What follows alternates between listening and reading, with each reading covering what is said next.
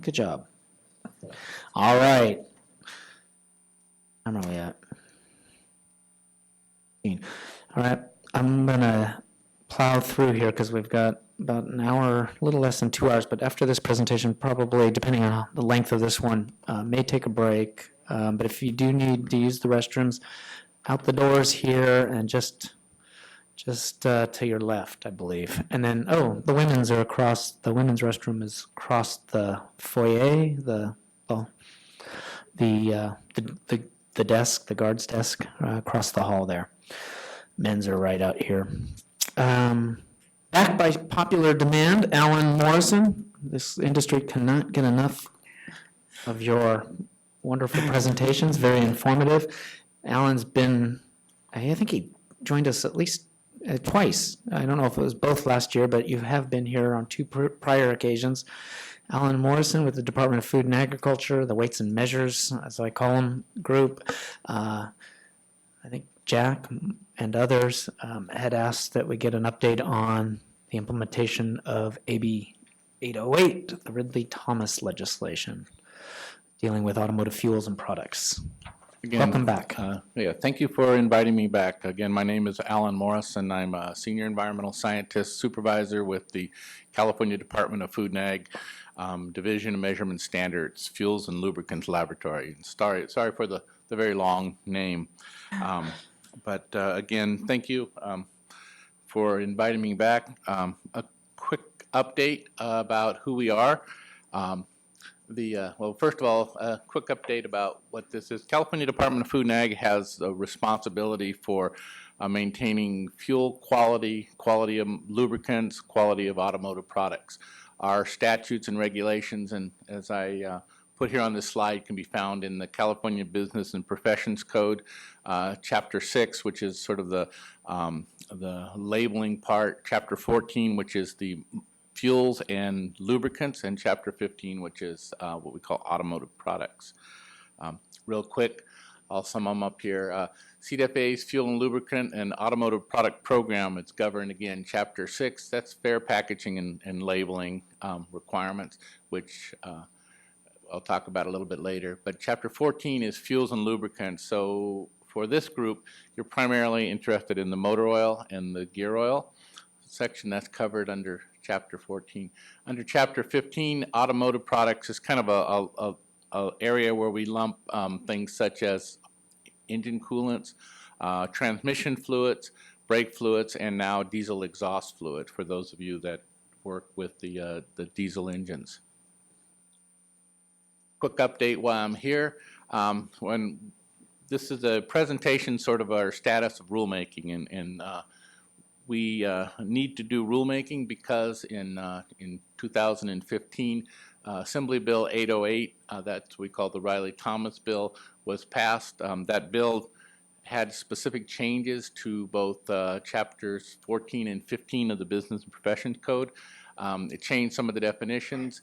It changed some of the quality specification, some of the standards that we use for advertising, some of the labeling requirements, and very specifically the method of sale requirements for all fuels, lubricants, and automotive products in California. If you have any questions, please stop me here. Okay, why do we do rulemaking? And earlier was discussed, rulemaking is a very complicated process, but the statutes or the changes in statutes requires CDFA to add, modify, or delete existing regulations. And so the rulemaking is the process that we as a department undergo, like Bureau of Automotive Repair undergoes, for making those regulations which help define, clarify, or give sort of substance to statutes.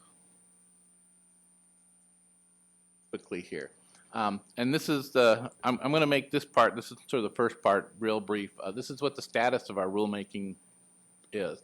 On May 12th, 2016, we had a pre-rulemaking workshop.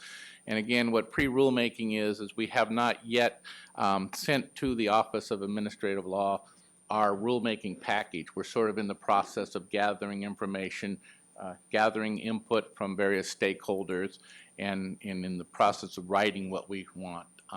We're still in that process. The formal rulemaking documents, the ones that actually go to Office of Administrative Law, have not been prepared yet. We're still soliciting inputs from stakeholders. We're still talking with various industry representatives, and we're still going within our own internal process of deciding what we're going to do in the rulemaking process. For those of you that are interested, the updates and information can be found. Here's the website, and on that website, on the regulation page, we have all the regulatory processes that DMS is doing. If you scroll down, you'll find the one for the notice of proposed rulemaking for this particular. And now, sort of what our current activities. These are the important part to advisory panel. We're still seeking stakeholder input. We're working with groups such as ILMA and API on the issue with transmission fluids and the issue with obsolete motor oil classification. One of the major changes that the regulation did in the area of transmission fluids is we used to call them automatic transmission fluids, and state law requires that OEM specifications for automatic transmission fluids be met on any product as labeled. So if you label a product to meet 2 or 3 different automatic transmission fluid specifications from an OEM, that product in fact must meet those specifications. We did some modification. We got rid of the word automatic in order to cover new types of transmissions, double clutch, synchromesh, the CVT transmissions and the like. Previously, you could not label a package with those terms, and the changes in the statutes allow you to do that. Some of the issues that we are facing, though, within the transmission world is producers are making claims that their products will meet multiple OEM specifications, and in some cases, those OEM specifications are mutually exclusive of each other. So we have issues we're trying to work out with ILMA, with some of the producers, with API, what we're kind of doing on that. We haven't reached a good conclusion, but I will talk about that in a couple slides later. I have a little bit of information about that. CDFA is also working with the D15, ASTM D15 committee that's on engine coolant to propose changes to our engine coolant regulations. We currently require what's called a reserve alkalinity requirement, or we previously did require reserve alkalinity. We're modifying that a little bit to adjust for changes in the industry, changes in the formulation, and the like. And on the fourth point here, we're working with the National Conference on Weights and Measures for the Handbook 130. That's a method of sale, which was part of the AB 808. We are required to either adopt, amend, or reject certain areas of that Handbook 130, and we're working with the National Conference to sort of shore up some of the weak areas. So, okay, what did AB 808 do? The major changes to the statutes or the state law with modification of the method of sale, advertising, and labeling. Again, that requires department to adopt or reject or amend sections of the Handbook 130. We're currently going through Handbook 130, seeing where Handbook 130 is in conflict with state law. In those cases, we will not adopt that section. In areas where they're similar to state law, we kind of reconcile those differences, or in areas where state law is completely lacking, such as some of the alternative fuel labeling and method of sale, we're adopting completely. The other thing were changes to the motor oil specifications. Those basically, the changes to the motor oil specifications allowed CDFA to adopt specifications other than the API, the SAE API J183 specifications. So we can adopt European automotive specifications, motor oil specifications, or any other consensus organization or manufacturer such as the Dexos specification. We can adopt that. The one thing it does do, though, is any obsolete or motor oil specification, it now prohibits for sale in California, and that, as I'll talk about a little bit later, does create some issues. Again, as I said, there are changes to the transmission fluid specification. AB 808 also added diesel exhaust fluid to a product that we have authority to regulate, and we have just let the group know we have encountered some problems in the marketplace with diesel exhaust fluid. So I think our adopting that is a good thing. And then it also allows us to add some alternative fuel specifications. We've sort of expanded what we do in the area of alternative fuels. Okay, changes to the method of sale. And I just put this in here to show what the major changes have been. AB 808 requires the department to, as I said, to adopt Handbook 130, except for parts of Handbook 130 that are contrary to legislative intent, or to be able to modify Handbook 130, amend, reject, whatever. So that's a little bit there. Okay, changes to the motor oil. Again, we expanded the motor oil specification to include J183 API service class and the ACA requirements. The main thing is we limit motor oil to current API classifications or ACAE sequences. This creates a really big problem with some obsolete motor oils. There's a lot of concern in the industry about the SA and the SB oils. SA is basically just a base oil. There's no additives added to it. And SB is a oil that had, or base oil that's had a few additives, the corrosion inhibitors and a few other additives.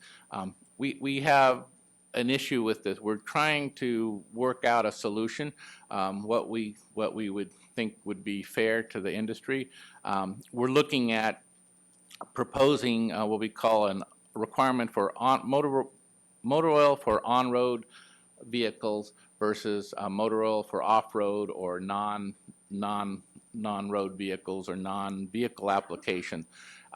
We're going back and forth with industry. We've been discussing with ILMA a little bit in API what our strategy will be. We're looking at possibly putting a section in there that allows motor oil for historic vehicles. And just so the group knows, SA motor oil was designed for engines designed before the 1931. So there's not very many of those out there. SB motor oils is somewhere in the 50s, for motor oils up into the 50s.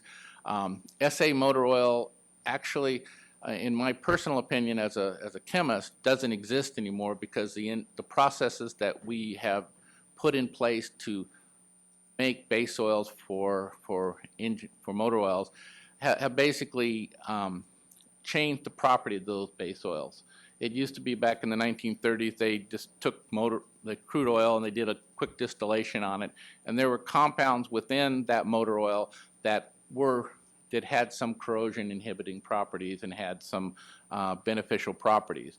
When they started changing the process in the 1930s, 1940s, they basically took out those components of the motor oils, and that's why the SB motor oils were introduced, to replace kind of somewhat of the beneficial properties that were in SA motor oils. Today, I don't think you can buy a base oil that is equivalent to the base oils that were sold in the 1930s. Just the processes are out there, the way we prepare our base oils. And for those of you that know about how motor oil is formulated, we could have a discussion with that. But that aside, CDFA is looking for a way to allow those applications that need those type of products to still be used. So any questions before I move on? You guys, yes. Yakima Ladonna, I have a question. The requirement is require viscosity grade on a service invoice. So, so are you saying that an invoice is now for like repair facilities, all, because you oversee all vendors of the sale of motor oil, correct? Correct. So if you're selling to the public, that invoice has to list or at least require the viscosity grade on that particular invoice? You know, I have thought about that. After I prepared this slide, I need to actually clarify that. I really do. I took this slide from a earlier slide that I had, and now that you mention it, I need to clarify if our current requirement is actually on the invoice given to the customer. But the viscosity would be something like the 10W30. So Right, 10W30. yeah, or Yes.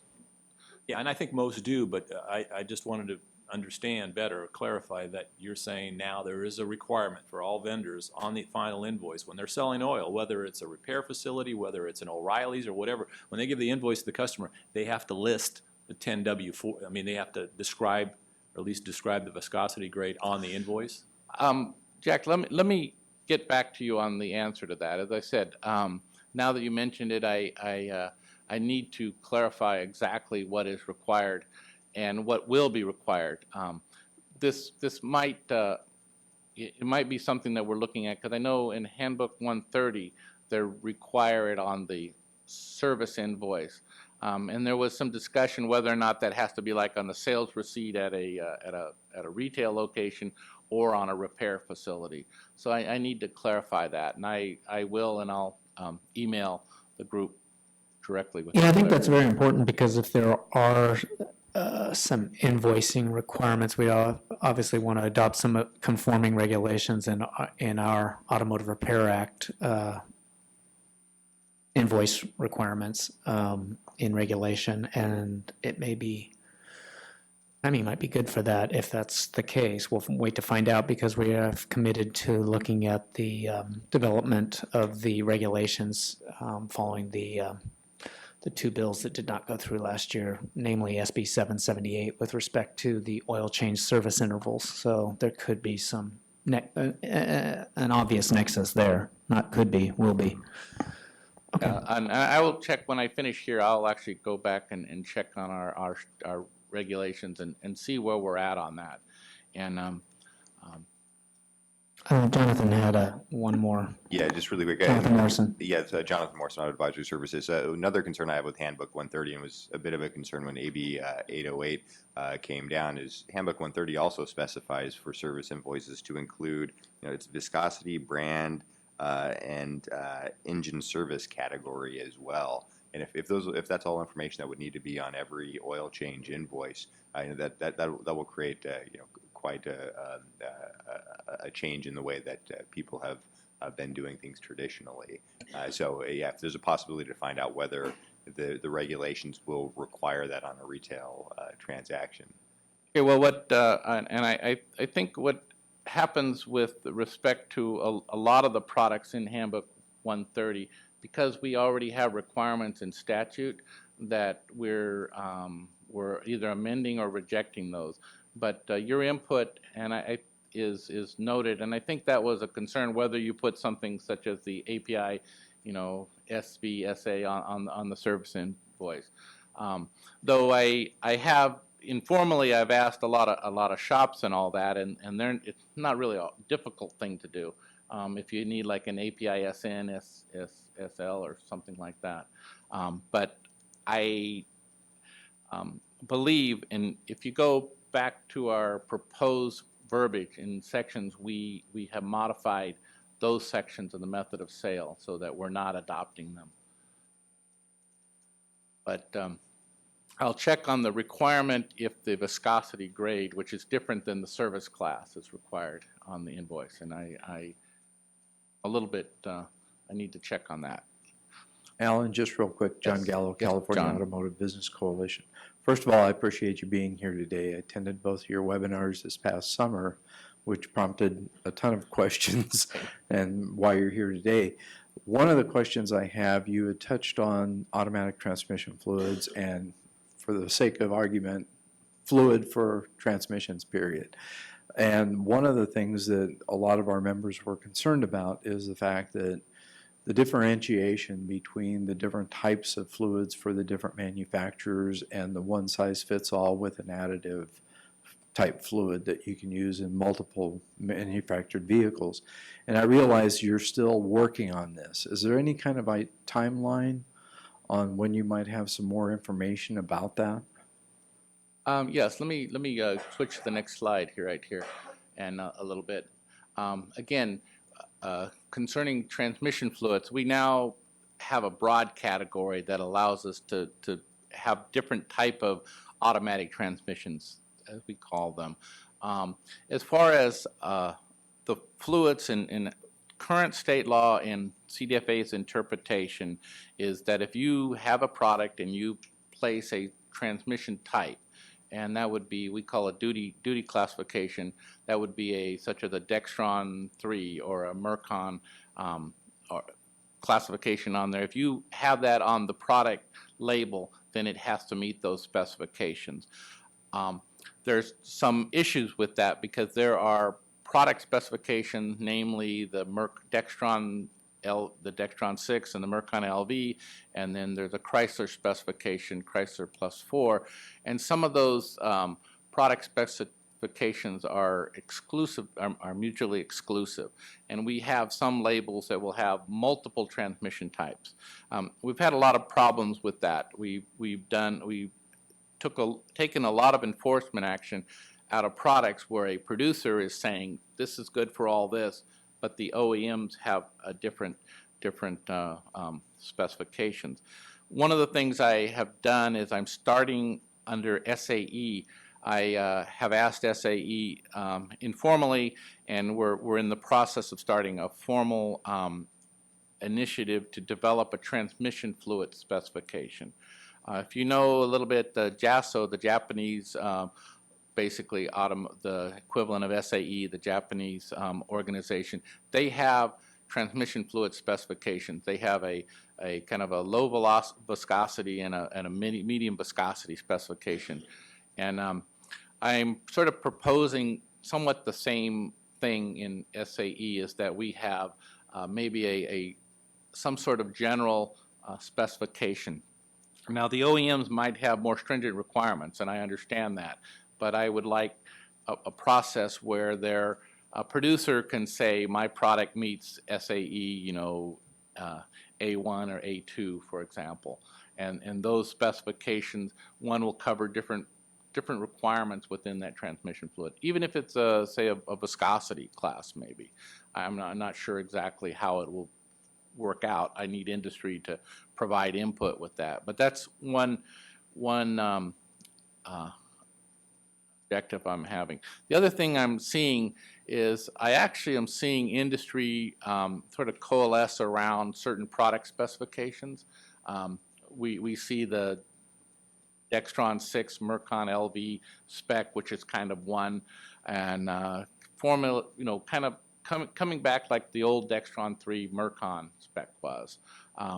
So I'm hoping that industry kind of gets away from multiple specifications and goes to one.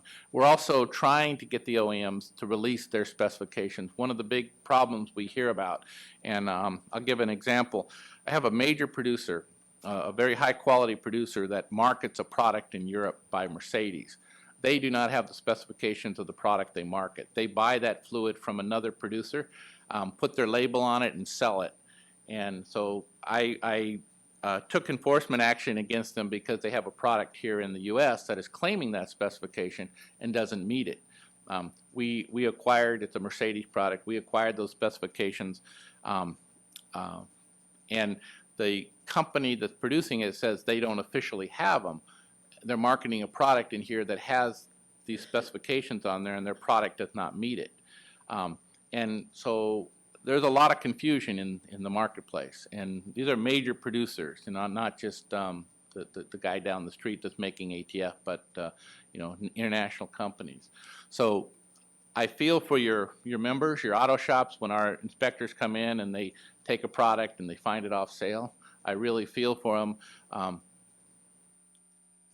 And the more input I get in this process, maybe we, CDFA, can modify the regulations. Maybe the the product can be identified by one hand, and then maybe there's a recommended or you know, some other recommendation.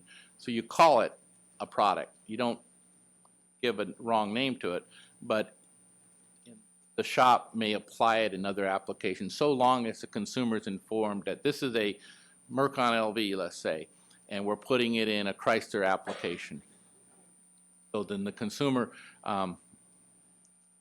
can make the decision to put that product in their vehicle. You guys all? Yeah, let me just follow up so I understand a little better. I'm not educated as you with these, you know, with all these terms, but my understanding is there are a lot of auto repair facilities when they're doing transmission work, they'll use the base and then the additive, right, to meet the OE specification. And I know you've kind of touched on it, how it's kind of there's some issues involved in it. What I've been hearing is that maybe that you're looking at doing away with or somehow changing that or not allowing for that. I mean, so what has the discussion been on that internally with your folks? Our current statutes do not allow you to take a transmission fluid and add something to it and change the fundamental properties of that transmission fluid. So if a producer, you know, if a producer out there is making a fluid and it goes to a shop and you're taking a fluid and then adding something to it, we do not allow that process if adding that item to the fluid changes the fundamental properties of the fluid. And where a lot of the issues came in, especially in that case, shops were taking a Dextron 3, which is an old formulation for transmission fluids. It could be it was a non-synthetic base oil. They were adding an additive to it and then selling it as a Dextron 6. Dextron 6 requires you to use a synthetic base oil. So you can't make a Dextron 6 from a Dextron 3 product.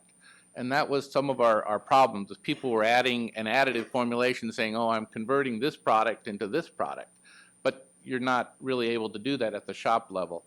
And I think it was it was an issue. The shops were being told this and provided this information from producers, and even some major producers. We're not talking about just this small producers, and that process is still not permitted under our current regulations or current statutes.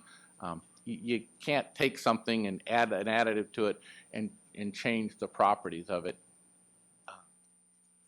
That is not allowed under state law. So let me move on real quick because I know Patrick's gonna die here. Yeah, that's okay. Okay, other things we're doing real quick. We, just so you know, we're renumbering our chapters because they've gotten to be, we've had a lot of strikeouts and a lot of deletions, so we're going to renumber all our regulations, and that's just a simple cleanup from a process point of view.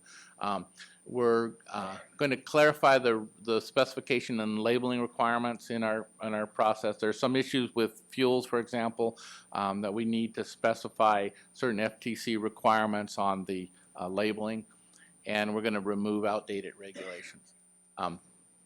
Okay, just to kind of inform the group what we're doing, new program activities within our laboratory. We're doing the diesel exhaust fluid testing.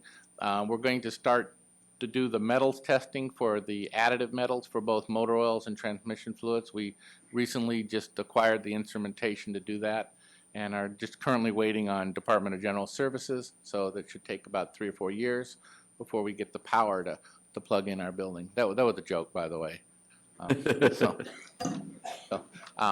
And we're also starting natural gas compositional analysis. We had acquired instrumentation under a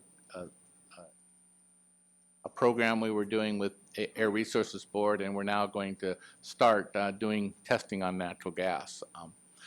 Enforcement, we're reopening our Fresno field office so we can have a little better coverage in the San Joaquin Valley, and we're conducting a bunch of new hires to replace retirements. We've actually lost like 3 investigators to retirement, and so we're looking at refilling those positions. Kind of our staff will have limited time in the job. We have a lot of newbies in the enforcement side, so it's please bear with them. They're kind of stumbling over the same issues that the previous investigators have dealt with, and sort of rediscovering the wheel. Standards development, as I said, we're in the middle of formal rulemaking for the natural gas specifications. We've gone out to a couple public comment periods. We're sort of waiting for some activity to be completed at SAE and at ASTM, but we're hoping to have those rules in place by July 1st. And for the specifications to take in effect, we're looking either 2018 or like July of 2018.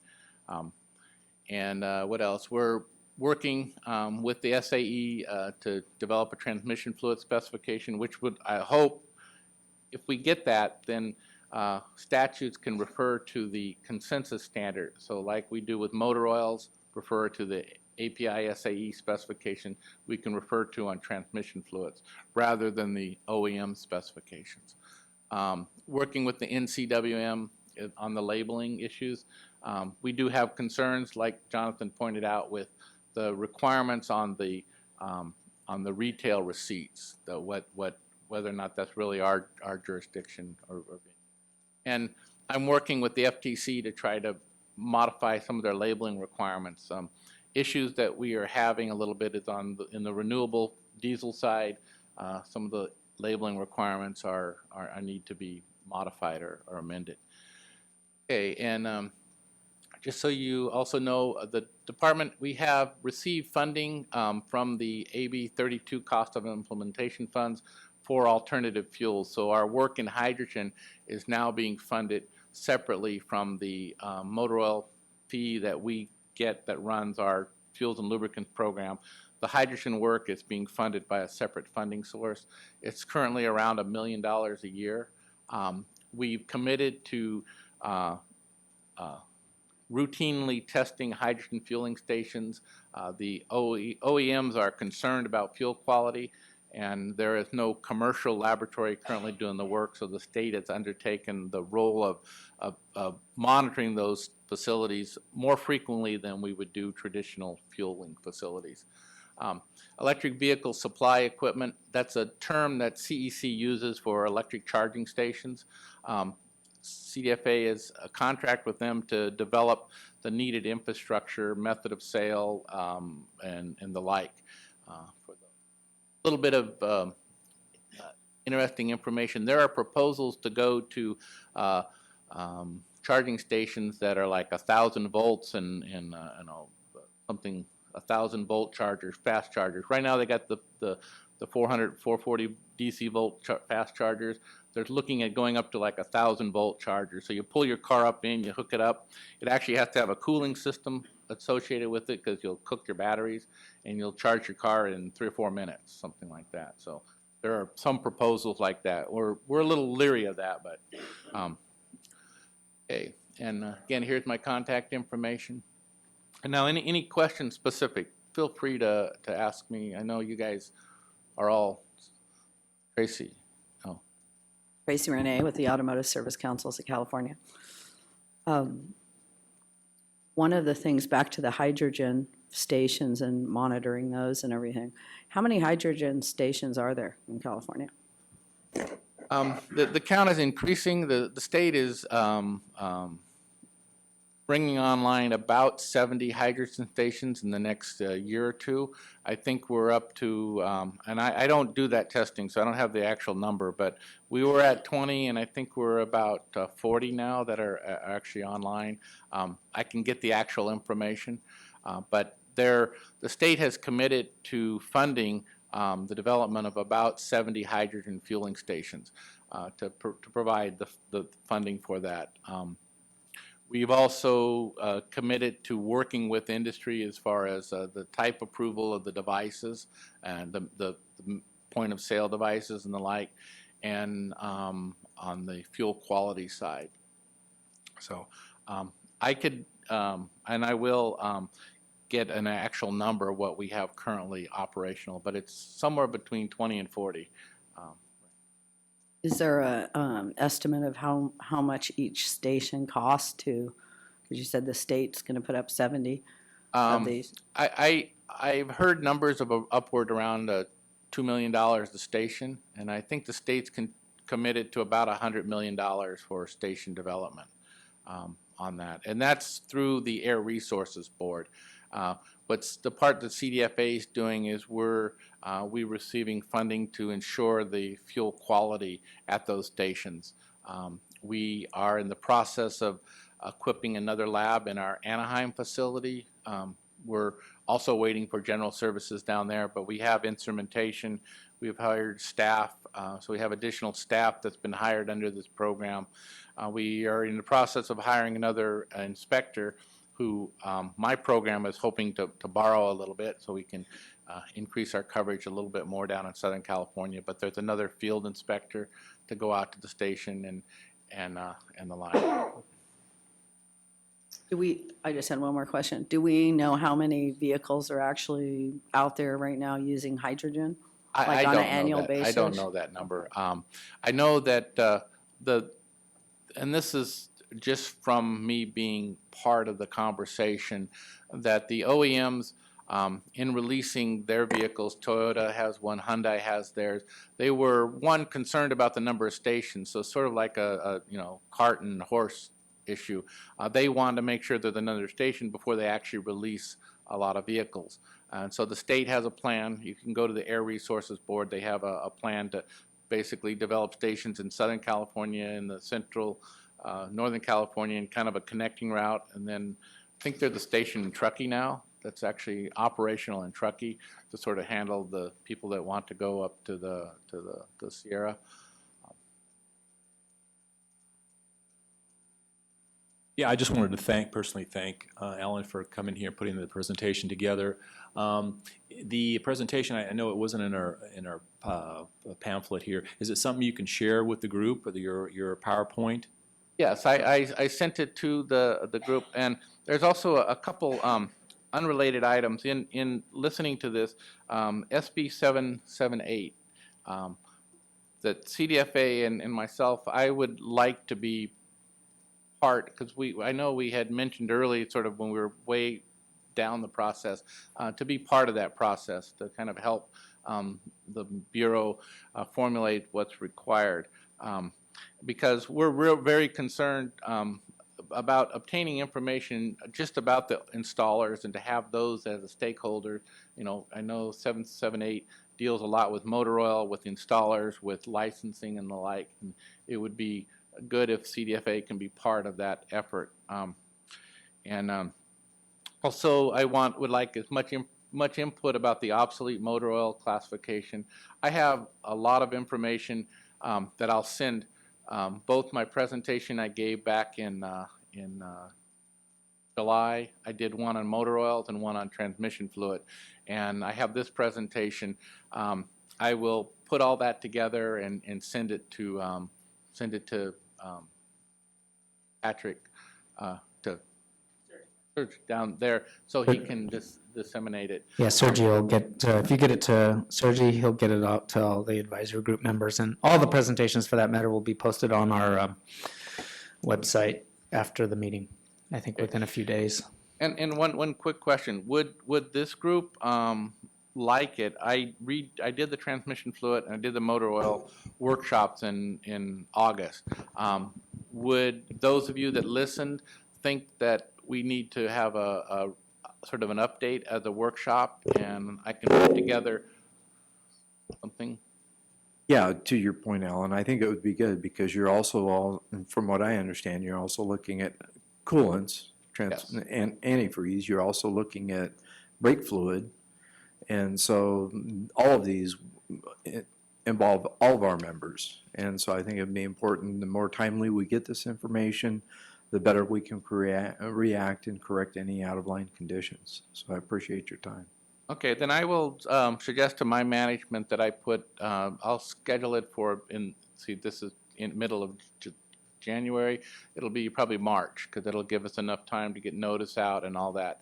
I'll schedule a workshop like I did before, a presentation. The one thing I know on my last my last workshop, I didn't have a lot of feedback from participants, and this time I'll arrange a format that gives me more participant feedback during the workshop, and I'll make sure that I send out the information in enough advance that you could prepare questions and the like, because I know there's some members that are very concerned about some of the items we're doing. Thank you. Again, I guess thank you. Any other questions? Please. Before we excuse you, I think there's someone from the audience. Yes, Charlie Peters. Come on up, Charlie. I think we have, yeah, go ahead.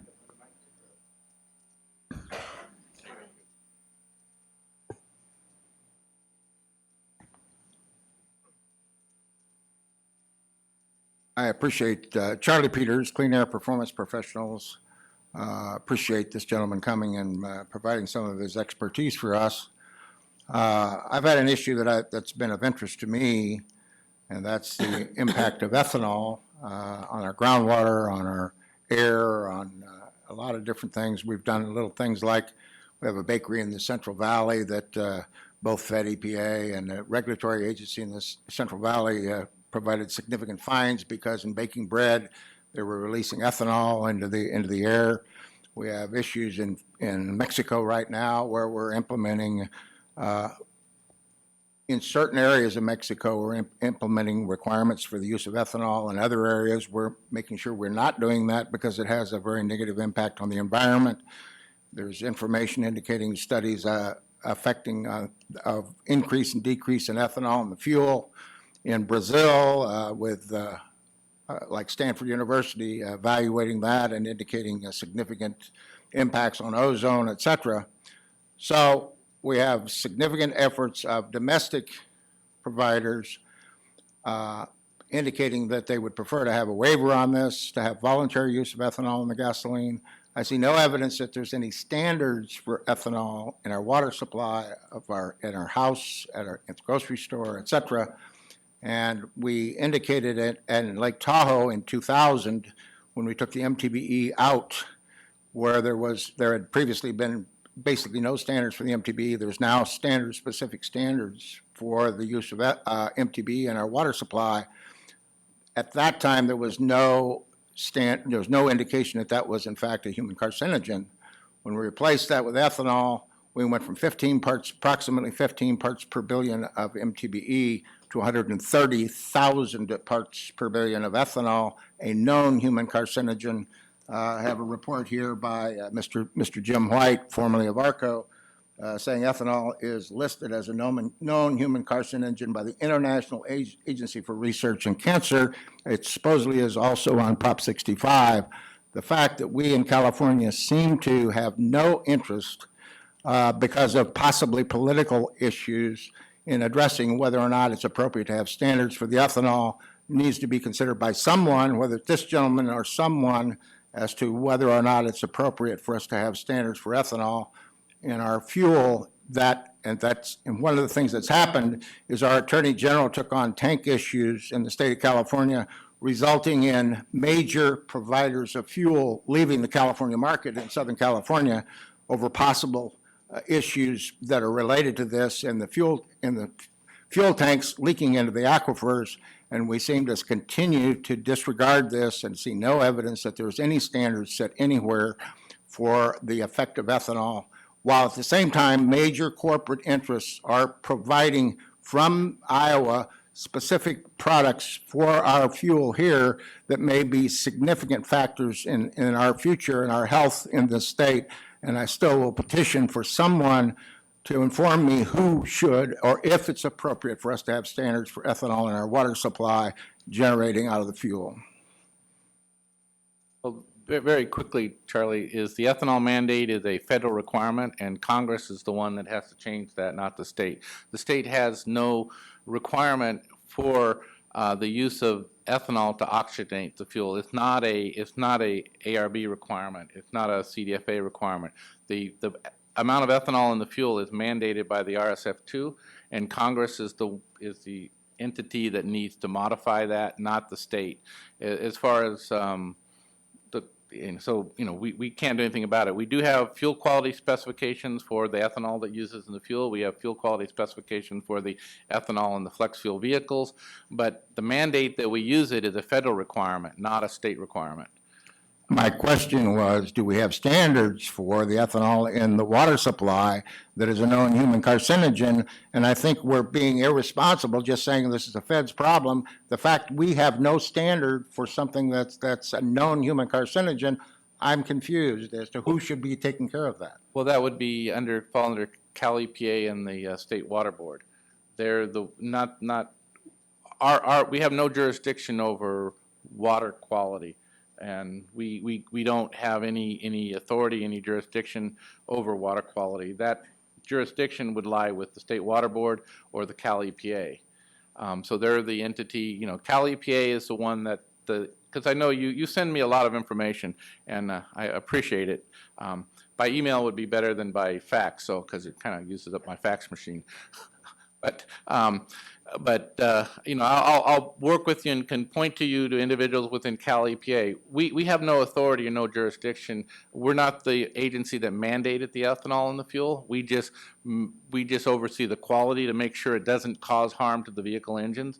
I can point to you to the entities in Cal EPA that can deal with the requirements for groundwater and contaminants going into the groundwater. So I'll gladly provide you that information and who those contacts are. Well, just in that same regard, it appears as though in California, we have virtually eliminated all baking of bread because it puts ethanol in the gasoline. It's had a huge impact on our food supply issue. So that's air, it's water, it's health, it's a whole lot of a litany of issues, and we have no standards for that product in our environment at all. Thank you very much, Charlie. Alan? Yes. I think you only have 27 webcast comments Okay, to go respond ahead. to right now. No, I'm just kidding. You're excused. Thank you very much. Okay, thank you. And I will get the answers to both Jonathan and Jack's question and Tracy and John's. We'll And- definitely include you in this as one of the stakeholders in our regulatory developments on the SB 778 legislation. Okay, yes, thank you very much. Thank you very much for being here for a third time. Thank you. My vice chair, whoever's just sitting next to me for that meeting, in this case Tracy, says she's such a copious note taker. She's afraid to even use the restroom, and she's going to miss something. So we're going to take 5 minutes only. Okay, just to get a quick stretch, and anyone who uses the restroom. No, I will do the 5 minutes, and we're going to start promptly. But I got to get us out of here as agenda says by 1 o'clock.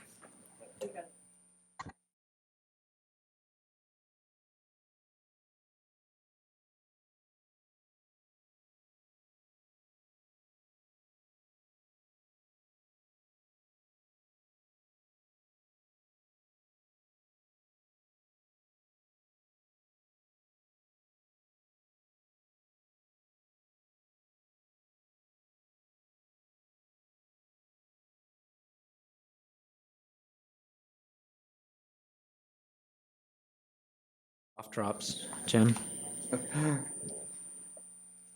Does that qualify for a reportable Form 700 donation to me? Cough drops. I got 3 or 4 here. Thank you very much for returning, everyone. Our next presenter is Paul Hedgeland from the Bureau's Engineering and Research Branch. Excuse me.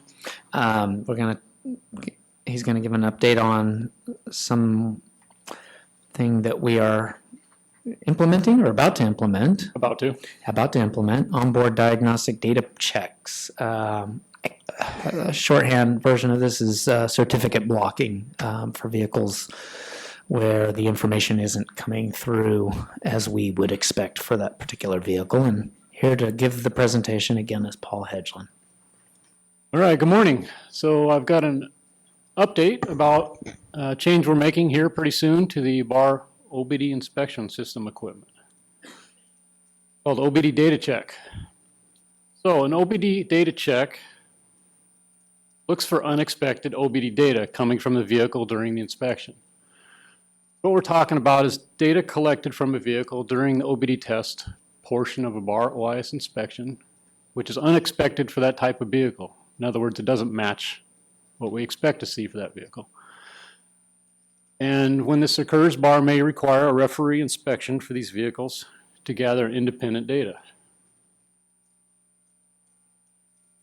Our authority for performing data check goes back to Assembly Bill 2289, which amended the Health and Safety Code in 2010, specifically this section listed here, authorizing BAR to develop a real-time computer data program, which is our BAR OIS software, to prevent a certificate of compliance from being issued if a vehicle is identified as having an excessive variance from computer data for that vehicle, mismatched information, or other irregularities.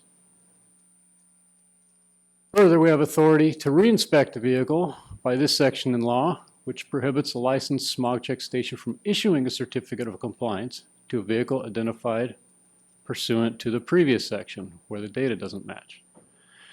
These vehicles may be reinspected by the department, by the referee in this case, and when the owner needs an inspection at the referee, they would call this 800 number to schedule an appointment. Also, the authority to fail a vehicle during the test comes from this section of regulation, which we updated back in July 1st, 2013, rolled out the OBD inspection equipment. We can fail the vehicle for the OBD portion of the inspection when data is unexpected for the vehicle. So what does this look like in a station? The BAR OIS software, coming soon, the BAR OIS will check for unexpected OBD test data. Will not require a software update to do this. This is a change in the database that will switch behind the scenes. And when the data does not match what is expected, the overall test result will show fail, and the OBD functional test result will show data fail. So when the inspector is performing a test, and they happen to see the OBD data check failed screen, which appears here, this screen would display if a vehicle returns unexpected OBD data. And it would appear after the OBD test portion of a BAR OIS inspection. As you can see, the screen is labeled OBD data check failed in green here. And the message says to the inspector, a certificate cannot be issued for this vehicle because the vehicle's OBD system data is inappropriate for the vehicle being tested. Certificate may only be issued for this vehicle by a referee.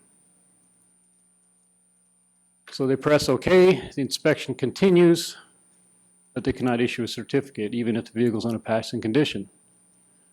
Then a vehicle inspection report, which appears here, will be printed. It has a new message in the box circled in red.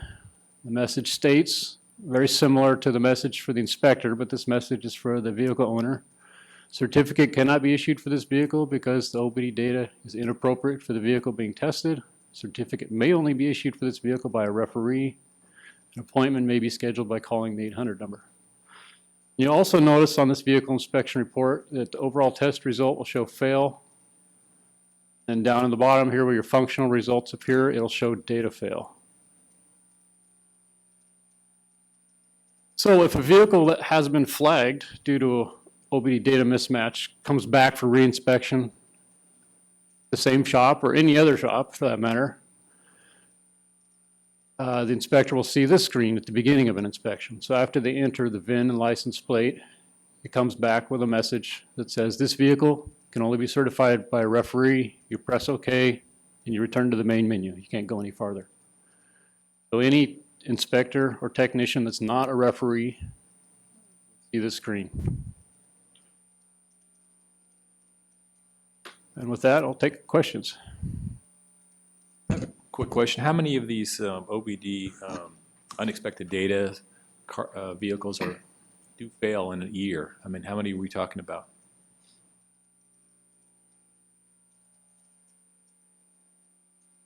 It's a small percentage of the fleet. Less than 1%? Probably a little higher than that. I would imagine, and that was Jack Molodanoff asking the question, this is Pat. Bureau Chief Pat Dory. I would expect over time, as more data is collected from, you might have maybe even a more robust data set or more robust information to be able to, that number might grow or might shrink. I don't know. There's many fraudulent inspections being performed. We're aware of them. And the data we use to match, to identify whether they is expected or not, we have that prepared for a very large portion of the fleet, but that part would grow. So our data set to compare the vehicles to will continually grow. So we'll be able to identify more and more of them. Yeah, I would think so. Yeah. Thank you. Tracy Renee. Tracy Renee, the Automotive Service Councils of California. Hello. Okay, so when this comes up, and then you advise the consumer of what's going on here, and they make their appointment with the referee, what does that look like? How many days do they have to get this completed? How much does it cost them when they get to the referee? What's that look like? Sure. So referee appointments are made typically within 2 weeks. I mean, maybe shorter, maybe up to 2 weeks, but that's the window for an appointment. And it'd be no charge to the consumer. And will there be any, is there discussion of that changing and allowing industry to test those possibly in the future? You know, acting, I know right now, like you're not a referee station, you can't do it. But is that something that would possibly change depending on the criteria of the station? Not at this point. The whole intent is to get an independent look at the data from a state person at this point. Thank you. Do you have any idea, this is George Ritz, California Automotive Teachers. Do you have any idea what's causing the incorrect data? Absolutely. There's vehicle substitution during the test using the wrong vehicle. There's electronic devices that can be used to simulate the data coming from the vehicle. Those sorts of things are the issue.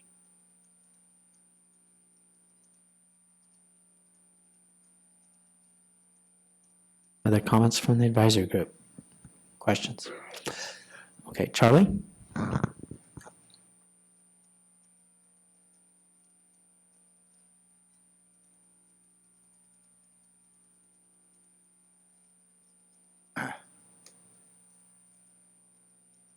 Charlie Peters, Clean Air Performance Professionals representing motorists.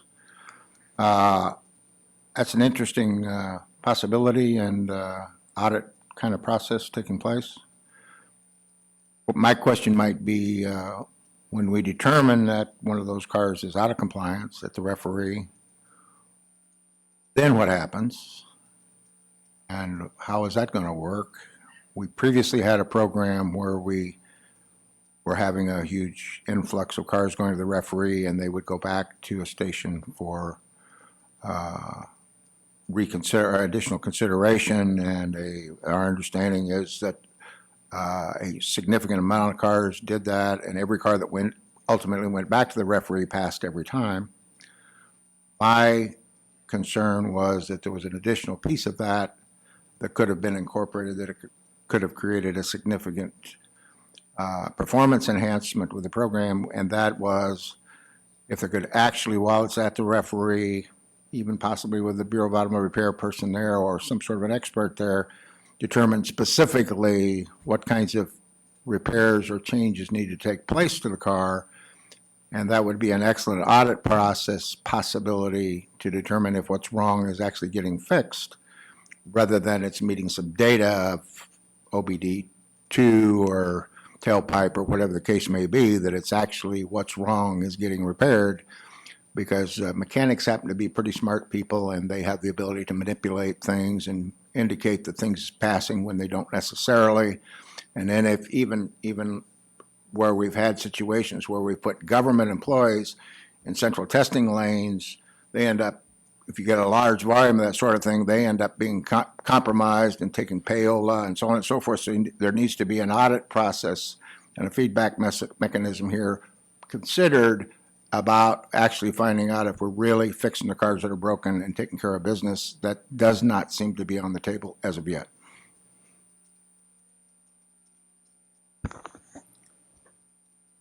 Thank you. And we'll look at whether we might be able to collect some of that information through the referee. We have a report built that will count the number of vehicles going to referees, so we can monitor that for. I'm looking at whether maybe they can ask if there's been any repairs performed. Maybe the referee could ask some kind of questions related to that. I don't know. We'll have to check on that. I don't want to overburden the referee in this, but maybe there's something simply that can be included in that follow-up inspection. I think Tracy asked kind of on the side with me, basically, is this and you asked if it was just intended for the referee right at this time as we launch it and get it up and running, but maybe in time, I mean, there is authority for it to go, these vehicles to go to another station. We have not yet delegated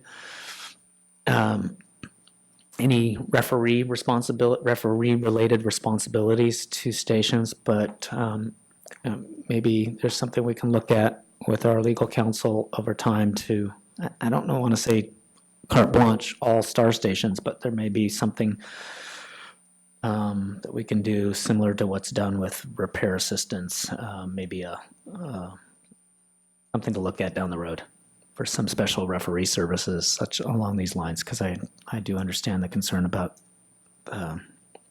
these vehicles not going back into the industry, back into that market.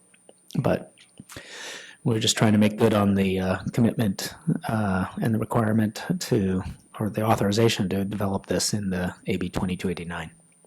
I thought we're going to start slow with the referee taking this on, and then eventually we can see where that takes us. Certainly if we have large numbers, we're going to need some assistance beyond the 33 or 34 referee centers that we have.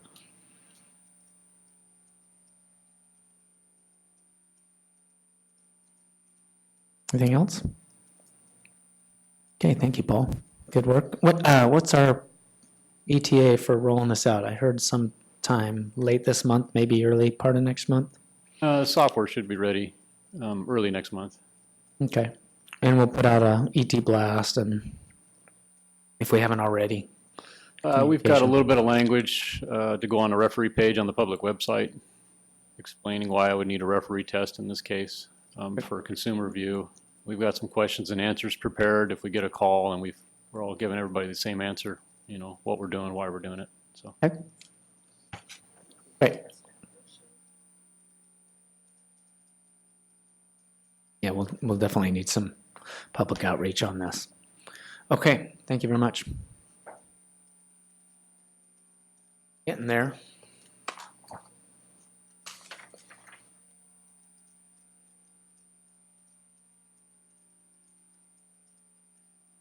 Carol Bailey is here with the Board of Equalization.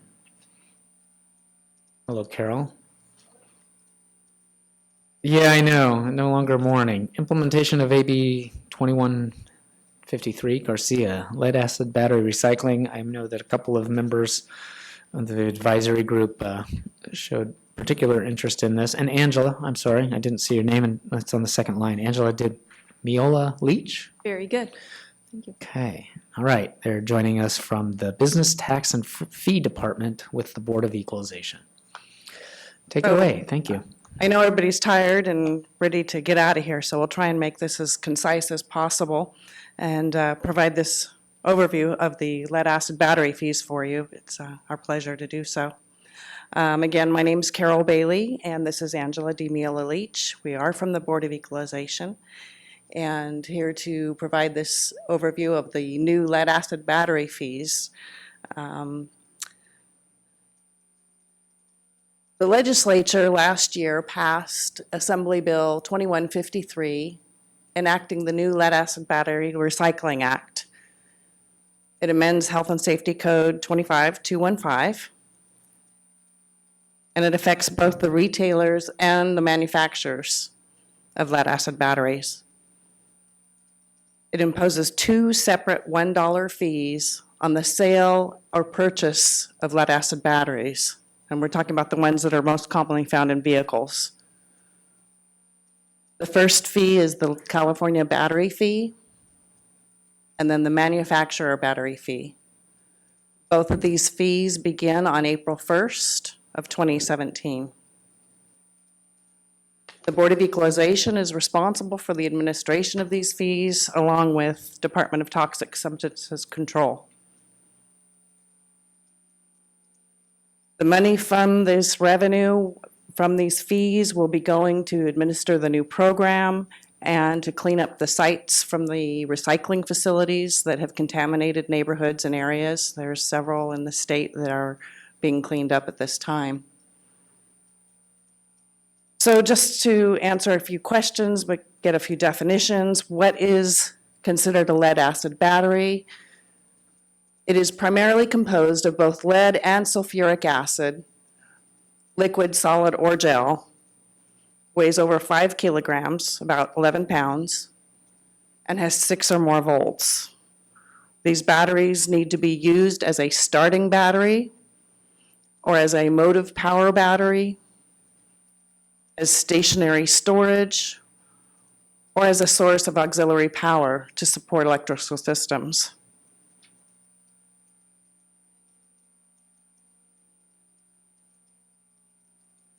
The fee applies to what is a replacement lead-acid battery. So this definition for a replacement lead-acid battery is a new lead-acid battery that replaces the original equipment or vehicle battery. It is not a used battery, a reconditioned battery, any type of refurbished, and it's not including the battery that's in the original equipment, like when you buy a new car. There's no battery fee on that car, on that battery. So who are considered the dealers, the retailers of lead-acid batteries? For this law, it's every person who engages in the retail sale of a replacement lead-acid batteries directly to consumers in California. That can include a manufacturer of new lead-acid batteries who sells to consumers in California as well.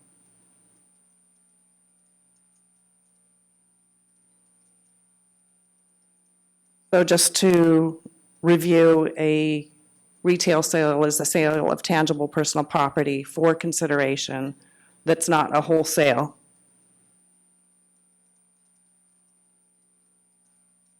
However, a retail sale of a lead-acid battery does not include any battery that is temporarily stored in California for use exclusively outside of California. Nor does it include any battery, as I mentioned before, that is incorporated in new equipment that is resold, like vehicles, when you go to the car dealer. It does not include any battery that's provided by a warranty or a vehicle service contract, like a roadside service contract, like AAA service. Those batteries are not included. Nor is a battery that's installed in a medical device. And of course, when the battery fee's already been paid, there's no longer one due.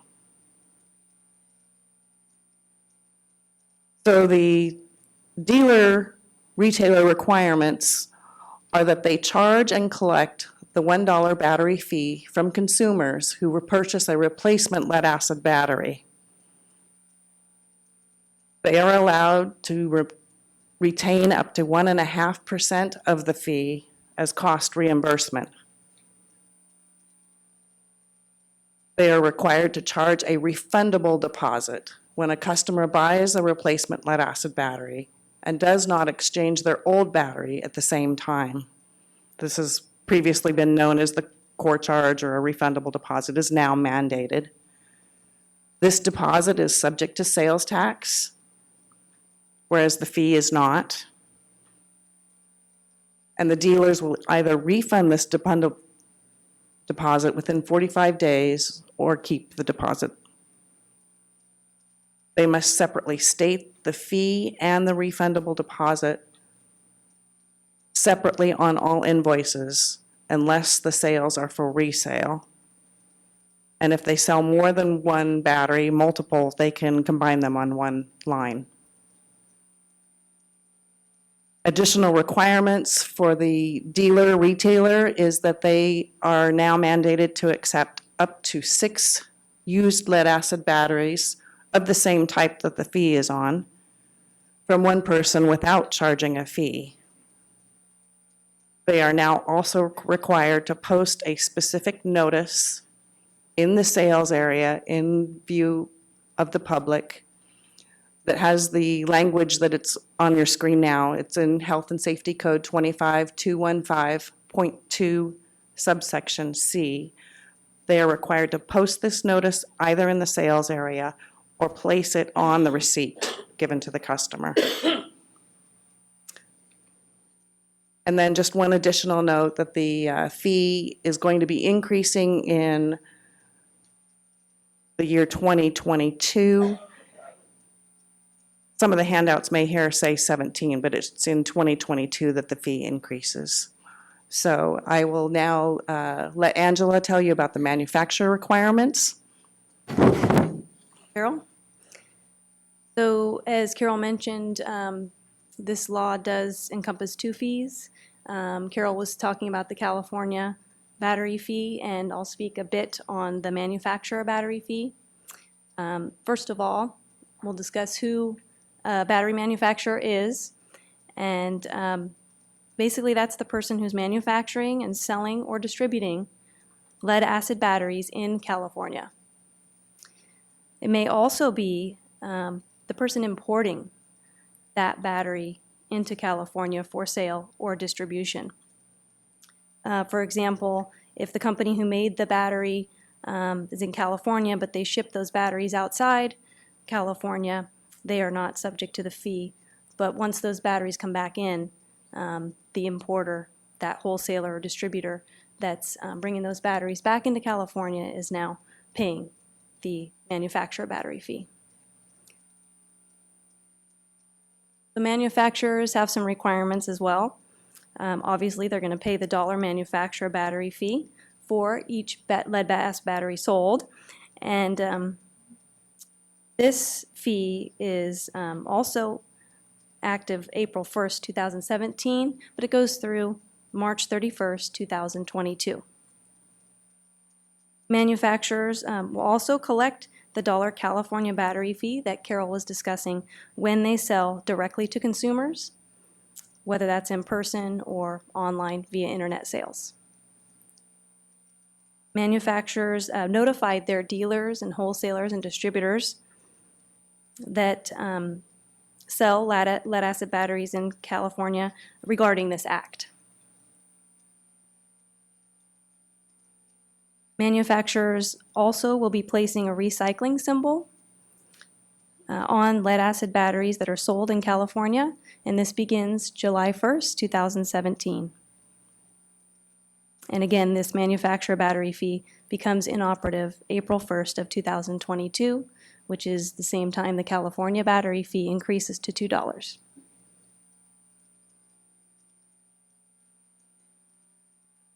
Dealers and manufacturers must register and report fees electronically with the Board of Equalization. And we've got a screenshot here of our homepage. It shows where dealers and manufacturers or their representatives will click for new registration, which will take us to the next screen. They'll click on Register a Business Activity with BOE, and we're currently working on building our registration and filing for these programs. So as a recap, before you decide where you're going to go to lunch today, we're going to go over one more time what repair and shops and service stations are responsible for. So we're moving now back to the California battery fee. They'll collect and charge the $1 California battery fee on all retail sales of new lead-acid batteries from consumers and remit those fees to the Board of Equalization. California battery fee does not apply to batteries when the fee has already been paid. Wow, surprising. As Carol mentioned, batteries incorporated in new equipment. Also, fee does not apply to batteries from a warranty or vehicle service contract. also used for medical, batteries used for a medical device, the fee does not apply. And any batteries that are used as stationary storage or standby for either storage of electrical generation, source of emergency power, or other backup power. Further responsibilities are that dealers may retain the 1.5% of the fee for cost reimbursement. That'll be part of the filing. And dealers, retailers will charge a refundable taxable deposit, as Carol discussed. They will separately list the fee and the deposit on the invoices for consumers, as well as posting specific written notice visible to the public on invoices, so it's an either or. Another responsibility is to accept these used lead-acid batteries without charging a fee. And finally, this fee increases to $2 April 1st, 2022. For more information, you're welcome to visit our website at boe.ca.gov, and we will be putting a tax and fee guide online for you. It will be the lead-acid battery tax and fee guide. Should be up in the next couple months for more information on that. As well, our customer service is always happy to help answer any questions. And as Carol mentioned, we're in cooperation with DTSC on this, and they've got some contact information as well for fees or regulatory issues. And finally, Carol and I are always available for questions as well. We'd like to thank you, Mr. Doré and board, for having us. Thank you, both Carol and Angela. I appreciate your being here. This is very timely. Certainly, it seems like outreach is going to be a key component, starting obviously with today's presentation before our advisory group. These individuals are good at getting the information out or disseminating the information out to their members, but it's even bigger than that. Obviously, we don't have everyone represented here. What kind of steps are you guys working on? There's some things I think we can do to help. We definitely want to help through our public outreach group. We've got a newsletter that's not scheduled to come out again till summer. I'm trying to think of how we can get the word out about some of this. We also have some conforming regulation changes potentially along the lines of what we were talking about with the oil issue. If there's invoice requirements, we're already making some changes through our electronic estimate and authorization process. Probably too late for that reg package, but I think closely on the heels of that as we develop, maybe folding it into the legislation that I mentioned that we're going to try through regulation and the oil change service intervals. They're potentially an issue we could draw in with batteries and minor services that one of the bills was trying to address. There might be an opportunity to do that there, but I'm kind of just rambling here, but I think outreach. Yes, we are working on several different types of outreach. We have already mailed a letter to the different manufacturers, and we currently are in the final stages of drafting a notice to all the retailers in California that have a NAICS code that's related to batteries, to invite them to go to our website and register and start collecting the fee. The notice has more requirements of what is required from the retailers and what they're mandated to do. It also links them to the legislation that enacted all these new requirements. So that we are hoping to have mailed out by February 1st. The fee guide that we mentioned that's going to be added to our website, as well as that notice. We're hoping mid-February to get it through clearance and on the website. And we are also looking at some other FAQs that we're going to be adding to the website that kind of drill down to some more detailed type questions rather than the broad umbrella type regulations.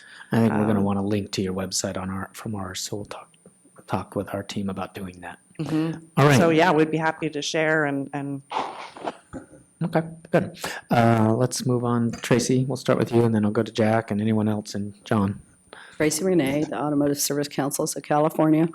You mentioned that the deposit would be taxed. I was wondering, is the dollar fee taxed? No, it is not. The Okay. deposit is taxable, but the fee is not. Okay, I just wanted to clarify that. Thank you. Jack Molodanoff, California Auto Body Association. I want to thank you for coming here. I know part of it was a request that we made on behalf of Mr. Runner. I have a question regarding your screenshot, the one before regarding the repair shop and service station responsibilities. It says there that they have to post specific written notices visible to the public or invoice on the invoices. And as you know, there is an exemption in there, because I know I put it in there. It says that if you're selling over the counter to the customer, like an O'Reilly's or something like that, then you would have to post the notices. But if you are an automotive repair dealer, an ARD, and you're replacing the batteries because they're damaged and part of a repair, you do not need to post that notice. There is a specific exemption in there, and I just wanted to bring it to your attention because it looks like the repair shops have to post this notice, and they don't unless they're selling over the counter. That is a good point, Mr. Moldonoff. There are some exemptions from those posting requirements, and I couldn't tell you the specifics off the top of my head right now, but I believe it was ones that were not in the It's section Well, 25215.2. business, so It's in there. believe that it's, yes, Yeah. that it's repairing. So that was probably an oversight on our part, and this slide of lumping the repair shops in with battery retailers like Cragen and I guess it's O'Reilly's now. So Yeah, no, we'll look into that and make some edits to this. Yeah, no, I appreciate that your because input. there are different retailers out there. And I remember when we were Correct. going through the process, it was getting confusing. And so when you say repair shop, I think it's very important to somehow identify there is an exemption if you're in if you're in automotive repair dealer and replacing batteries because they're damaged or they're not working. Absolutely. Thank you. Go back Thank and you. clarify. Thank you. Thanks, Jack. Also known as the Molodanoff exemption. John, Just a quick question. John Gallo, California Automotive Business Coalition. A lot of our members have multi-locations. And looking at the registration requirement, is there going to be a way through your website that they can register all of their facilities at one time? Or are they going to have to individually register each location? We're still in the process of of programming our registration for this program. And sublocations is one of those things that we are still haven't finalized yet. I'm going to say that we're hoping to have sublocations, but I can't guarantee this until we get that up, probably closer to April when we start. The hope is to mimic however you file for your sales tax now with the Board of Okay. Equalization. We're hoping to mimic that process. So we're That would still be working helpful. out the registration, but that's our hope, yes. Okay, thank you. yes. Come on up. Okay, there's a button at the bottom of the. Good afternoon. I'm Gary Conover. I represent the California Automotive Wholesalers Association. And we've worked very closely with many of the BOE staff and commissioners to ensure the regulations are clear and simple, and I appreciate all the work they've done. A few points on the presentation. There is a requirement that a refundable deposit be charged on every replacement battery sold. If the consumer returns it within the 45-day period as noted, the retailer is required to refund that deposit. They do not have to keep it though, and I think your slide may have inferred that the dealer will keep the deposit if the battery is returned after 45. An option on the dealer whether to keep it or not. That's true. That is an option on the dealer's part. All the members I've talked to in CAWA believe it's a consumer relations activity. They'll certainly refund the money after a 90-day period too. That's true. So we could amend that slide and make it more clear that it's the dealer's option to retain or refund it. Couple of salient points. The deposit is taxable, but it is not refundable. So that tax will be collected by the retailer, transferred to the BOE, but will not be part of the refund on the deposit to the consumer. And I think the last thing, there is a manufacturer's fee, there is a retailer's fee, and as they pointed out in 2022, the retail fee goes up to $2, but the manufacturing fee goes away. Clarify those points. Thank you, Mr. Conover. Thank you, Gary. Good afternoon, Mike Flanagan with Les Schwab. My first question was the exact same question that Johan Gallo raised with you have multiple locations, and your response was, well, however you pay your taxes now to BOE, we expect you that we would follow suit. That makes sense. Just curious, what was the rationale on letting the manufacturers off the hook in March 31, 2002? We 2022. were not the authors of this legislation, so I don't think we have any manufacturers in the room, so.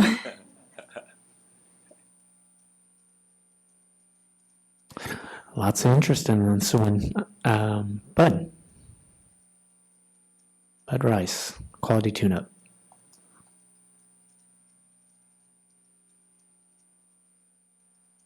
Hi, good afternoon. Bud Rice. I have no affiliation with anybody. I'm not based on what I'm going to say next. No.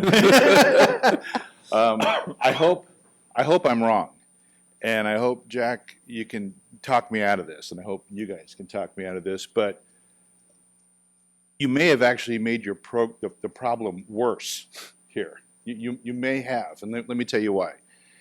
If in fact a shop can keep 1.5% of the fee as kind of the administrative work to go. What is that, a penny and a half? Is that what that is? So at the point where I'm doing all this work, registering, going on the website, separating the stuff out, making different line items on my invoice, and again, I hope I'm wrong. I hope I'm wrong. You may end up with some automotive repair shops choosing not to play at all. And what you may find is that they'll have their customers go buy a battery and they'll supply the labor to put in the battery for them. And that's all they'll do. They won't play, okay? If that's true, and again, I hope it's not, but if it's true, you could end up with a ton of batteries hanging around that people don't know what to do with these batteries, and they may end up somewhere else than you're trying to solve a problem, that another nightmare happens just based on the fact that these customers that bought these batteries on their own to bring into a shop so somebody could supply just the labor to swap them out do not know what to do with these things, and they're going to end up in trash cans, on the side of the road, outside of the auto parts store's front door. They're going to be everywhere.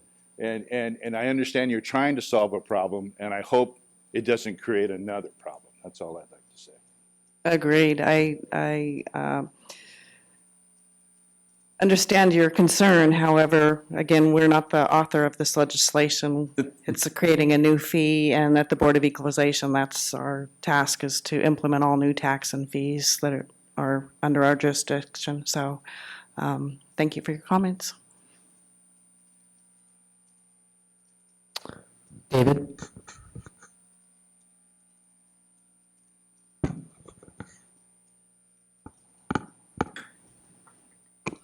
David Bald, H Mobile Services. I had just a little, some clarification on one point on page 4 of your presentation, where it says, what is a retail sale? There are many very small automotive repair shops, and they will go purchase a battery from the local auto parts store one at a time as needed. So this, at the last statement, it's on that slide, it says not intended for resale. So, for example, myself as a very small automotive repair dealer, if I need to purchase a battery for a client, I just run over to the local parts store and buy a battery. Well, they don't charge me sales tax because of a resale permit. So am I required to collect that dollar as the final seller? That's a good question. We may have to look into that one a little bit more and get back to you on that. Well, I can answer that. I mean, I'm sorry. Yeah. Jack Muladonna, California Auto Body Association. Yeah, you provided the certificate, obviously, and you're exempt. You didn't have to pay the dollar. They're not going to collect the dollar. Say you go buy from AutoZone. So you got you obtain the battery, right, and you're going to sell it. Now, point of sale, you have to collect that dollar from the customer. Yes, you have to line item it, that it's a battery fee, $1, and you have to collect that dollar and then submit it to the Board of Equalization. Very similar to what you do with the tire fee, which is $1.75 for each tire. You have to collect it and you submit it to the Board of Equalization. So yes, you do have to collect that dollar, and then on the invoice, you have to list to the customer that it's a battery fee for $1.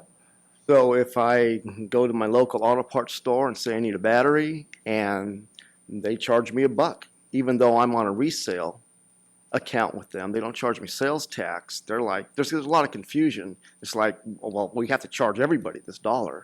Correct. Well, then if they charge me the $1, but I don't Unless pay you're giving sales them a tax, resale license, then they're right, not going that's what I'm saying. I have a resale permit. So when I purchase the battery, I don't pay sales tax to the local auto parts store. They should not charge you the fee, correct?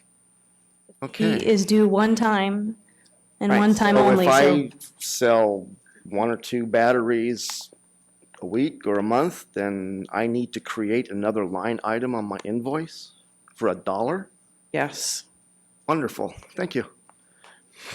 I know you didn't write the law, but I did have some clarification. That's why I'm asking the Right, question. yes. Well, It's David, another novel, and they also- need to be separate from the tire fee and the refundable deposit are separate. And so, David, yeah. don't forget to post the sign. Yeah, he won't have, he won't have to post it if he's. Well, if he's doing the resale and collecting the dollar, he would have to That post goes the back to sign. your If exemption. if he is selling over-the-counter batteries, okay, then yes. But if he is an auto repair dealer, which he is, and he is buying wholesale, and you exempt from the dollar, whatever, I mean, you got the certificate, you have to collect that dollar from the customer, like we just, but you don't have to post a sign, the notice, because you're doing it in conjunction of, an automotive repair service, correct? Correct, Yeah, so you don't have to post the sign. okay, So you got a benefit there. right, and so But you still got to collect the dollar. collect the $1 Have and to guess. remit it with my quarterly. Yes, so we'll have online registration available hopefully by April 1st. it will be a separate account. Separate account. Okay, and the online filing, there'll be a line on there. So online, Form online? yes. Okay, It's just an entirely separate return than sales tax or tire fee or e-waste. okay. All right, thank you. Appreciate it, thank you. Gary, again, Gary Conover. Before you leave, the last golden nugget here, I agree with Jack's analysis on here, but when you purchase the battery from your local auto supply store, you will be charged the refundable deposit. So when you install that new battery, you'll have to bring the old battery back to get your refundable deposit back, but not the tax on the deposit. Okay, I don't have concerns about the deposit, You don't charge your consumer i.e. core. You're talking about the core deposit. Okay, the spent battery. okay, correct. I'm talking about this $1 fee now. Well, I understand, but remember, there's 2 activities when you purchase a battery. The dollar fee and the refundable deposit. Refundable deposit is around $20 generally, plus tax. So when you bring your battery back, you get the $20 back, but not the tax. Correct. When you go to Riley or Cragen or whatever, when you buy a battery to take home and put in your car, they charge you that refundable deposit, which is currently known as Yeah. the core charge, yeah. Yeah, my question has 0 to do with the core deposit. It's strictly this $1 fee per battery.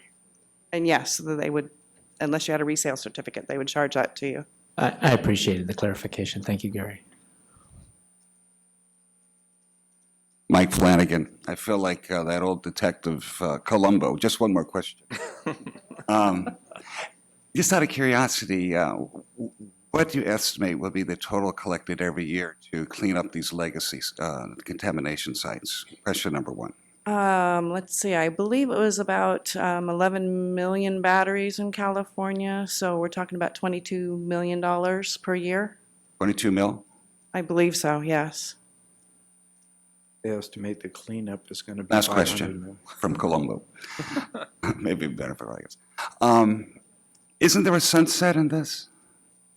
Yes, the manufacturer fee ends in March 31st of 2022. That's why the retailer fee goes up to $2 at that time.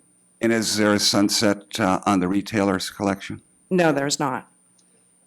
If in one time, if they find out that these legacy contamination sites have actually been fixed and cured, if we do, will we continue to collect this fee to find something else? Or?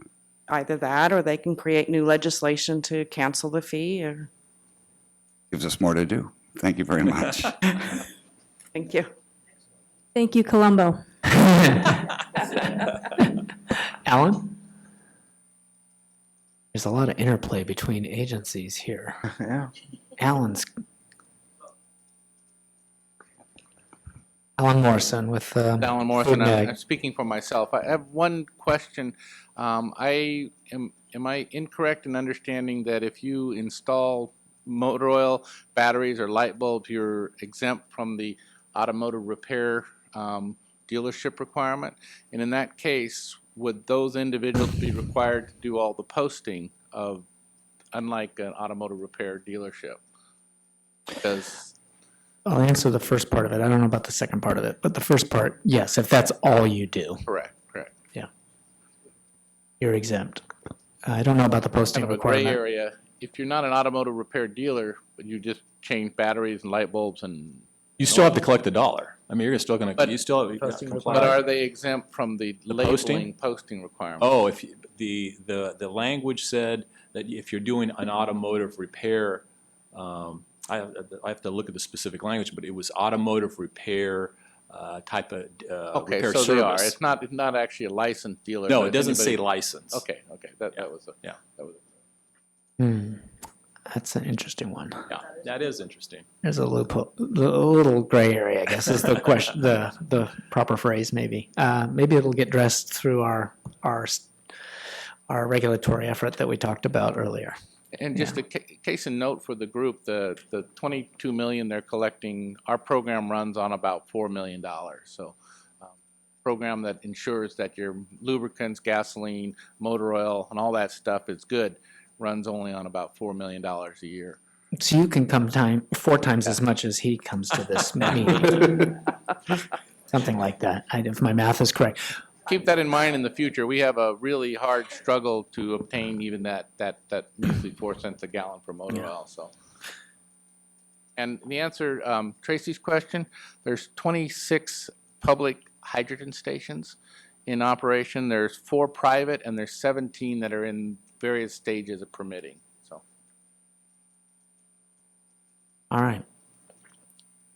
Thank you very much, Carol and Angela. I promise you, if you don't mind, we are going to invite you back. I know we will. This group's going to want to see how things are going. April may be too soon. I know you're going to have your hands full. Maybe we can come have you back at the July meeting. I'm just would be throwing it out great. there as a possibility. All right. Thank you so much. This was very Thank you, I informative, appreciate it. very timely, and we want to work on our partnership to get out to our regulated community. We are at 1 o'clock, and we do have one final presentation. I know it's the one that we've done kind of as a ongoing presentation of our enforcement program. Bill, if you could quickly maybe get us through, and then we do have one other one, which is the public comment on items not on the agenda. I apologize for running beyond our scheduled time. If you just indulge me and the rest of the advisory group members for a few more minutes, we'll get through this. Thank you, Pat. I bet, Zach, I could do this in a minute and a half, so we'll see how this goes. Again, thanks for having me. I don't think my present, oh, there it is, wow.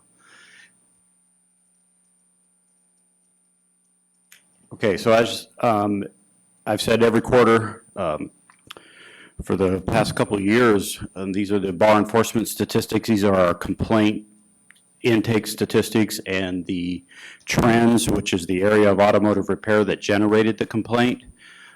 This pie chart doesn't change a whole lot. Our complaints are pretty consistent in the areas of repair that are addressed. Within each, and these are the groupings of areas of automotive repair that generate the specific slices of the pie, so to speak.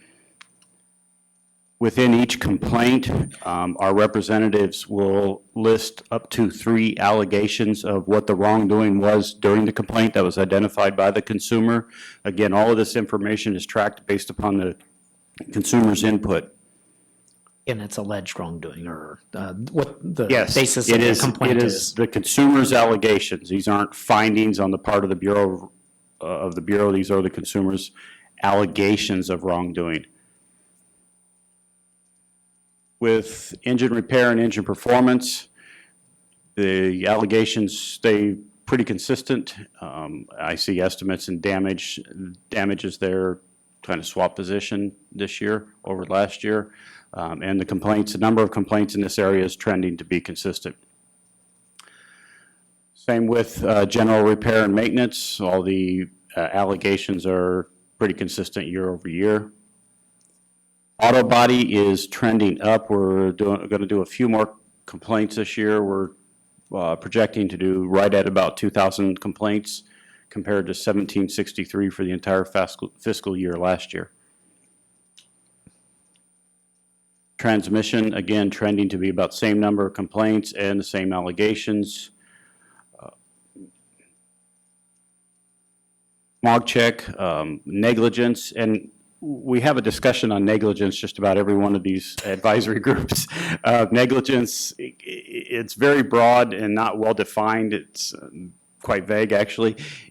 That could be the repair didn't satisfy the consumer, there was a comeback, so to speak, or there was damage to the vehicle or something like that. So it's very broad.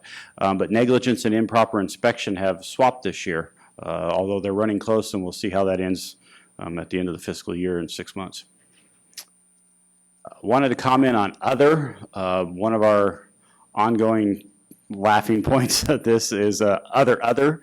And as you can see, this year it is there. We put no in front of it, no or other allegations. So we still have other in there. We're working hard with our field reps to classify that a little better than just other. Used car transactions, false and misleading is our highest allegation here. And again, that comes down to the consumer not understanding their expectations weren't met. Unlicensed activity, this kind of is inconsistent with the statement that these are trends of automotive repair, because as I was talking with one of the program managers back there, I don't think our consumers are going out to purchase unlicensed repairs. I think so we're going to work on maybe how we classify that a little better too. Vehicle warranty, is kind of self-explanatory. These are primary business types. Again, this general repair is the largest registrant in our licensing database. And again, this is self-identified by the shop. We have a slide in here that's not in your handouts. This was just added this morning because I had committed to adding this at the last advisory group meeting and realized this morning we didn't have it inserted. So I got a edited slideshow sent to me, or got the slides, and then Sergi inserted it. One thing I want to note here, the 1516 notes, 1516 numbers, 200 inspections requested, and that's for the entire fiscal year. Halfway through the fiscal year, we've got 126, so maybe we're going to get an improvement this year. We're quite optimistic on that. Not much, we're still not where we'd like to be, but we're working towards it. And there's my contact info. That is in your handout. And with that, I'll take any questions. We'll make sure we get that slide inserted into the one we send out to and post on our website, send out to the advisory group after the meeting. Quick question. John Gallo, California Automotive Business Coalition. Bill, when I look at the stats, I'm looking at full year for 2015-16 and then partial year 16-17? Correct. Okay, just wanted to be clear on that. But yeah, roughly, I guess you could double the number to get what you might project at the end of for the full fiscal year. Right, thank you. Thanks, John, for that clarification. Anybody else? I thank you very much, Bill. Good job. All right, our last agenda item. Public comment on items not on the agenda. Mr. Gallo. John Gallo, California Automotive Business Coalition. I've had a lot of conversations with Pat and some of the staff regarding telematics, the connected car, the self-driving vehicles, and autonomous vehicles anyway. And one of the things that we're looking to put on the agenda for April is there are so many loosely used terms with telematics and all the things that evolve with the latest technology. And one of the things we want to have on the agenda is a discussion on telematics. And the importance of that is we're looking at it in a multifaceted view. One is we believe in the security and the safety of vehicles and every effort that needs to be made to prevent them from being hacked. But what we can't do is, while those are critical to us, we can't see a position where we end up being locked out of the vehicle and the aftermarket can't repair vehicles for this risk of a vehicle being hacked. So there are a lot of components to this. I think it's time that we really start working with the Bureau on all of the issues as it relates to telematics and the connected car and the auto repair industry moving well into the future. The other item that Pat and I briefly talked about this morning is the marketplace is changing, and I think there's another item that we really need to start looking at as we start to see third-party providers coming into the repair industry, whether it's your mechanic or latest one is in a concierge service out of Irvine, SweetWorks, that really becomes a secondary service that picks up your vehicle, takes it somewhere, gets it repaired, brings it back to you. There's a lot of different moving parts in our industry right now, and I think we need to get ahead of it instead of behind it. So I would like to see those two things put on the agenda for April's meeting. Thank you.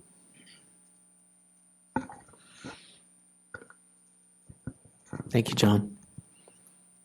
Any other comments? The audience? Charlie? Bud, you can come on up too.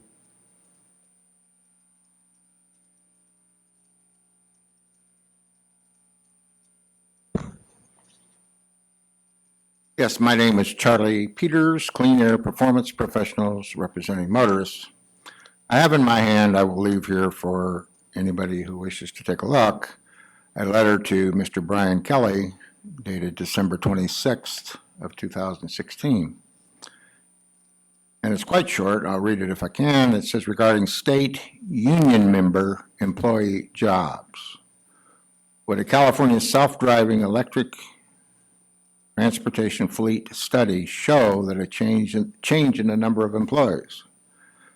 What I'm asking for is some idea as to how, what kind, if this will have an impact on employment of particularly unionized employees, Teamsters, Highway Patrol, Bureau of Automotive Repair regulatory folks who are union members, and will this have an impact on their employment? On the other side of this, it talks about Brian and a couple of the things that he's responsible for, little things like the California Highway Patrol, Department of Motor Vehicles, Caltrans. There's a few of the people. He has an $18 billion budget with 45,000 employees. This may be a pretty interesting factor, and I would very much like to see this discussion on the agenda for consideration as to where we're at, where we're going, because if in fact this is about taking away from the public their right to own property and their right to travel, that's not a very happy place in my view, and I have some concerns that that's possible. So I'll leave this for anybody that would like to review what I've provided here today. Thank you, Charlie. Bud? My comment is, I know you guys are working on this stuff all the way to the last second, and in fact, you were talking about swapping out a slide and making that available once you post it online. I'd really like to see the stuff a few days beforehand if I can. I'm not the sharpest knife in the drawer, and I need a little bit of time to look at it and absorb what's getting said and that kind of stuff. So when I come, at least I can participate a little bit. I'm trying to catch up all the time when I come. I'm trying to read the presentation and listen to the presentation at the same time. It'd be great if we could just get the stuff a little earlier. That's my comment. All right. Thank you. We'll work on doing a better job of that. I'm usually going over the presentations a few days before with the director's office, and maybe we can move that up so we can get it posted. Okay. Any other comments? Thanks, Bud. That was Bud Rice with Quality Tune-Up Shops. Any other comments for items not on the agenda? Okay, our next advisory group meeting is scheduled for Thursday, April 20th. At this room or the other? This room? Okay. DCA, Department of Consumer Affairs, Headquarters 1, which is this room, this very room we're in. It is subject to change. Sometimes we get bumped by others in the department and need to move to the other building, but that has happened usually it's the other direction, but we get bumped into this one. I think it's the pillars that drive people crazy a little bit with scheduling this as a priority room. Anyway, our next meeting is scheduled right now as Thursday, April 20th in this room. Thank you all for your participation, your attentiveness, your engagement in these issues. Without you, we wouldn't be able to do our work as a regulatory agency. We really depend on you, as I say each and every time. Thank you for the good work you do on behalf of consumers, your industry, everybody else out there, and the Bureau of Automotive Repair. So thank you very much, and we'll look forward to working with you. Stay tuned for the developments with getting the stakeholder groups together, as I said, with the regulations that we want to move forward. Not just the ones that were already in the mix, but the ones that are going to hopefully carry out the legislation that did not go through last year, namely AB 873 and SB 778. Thank you.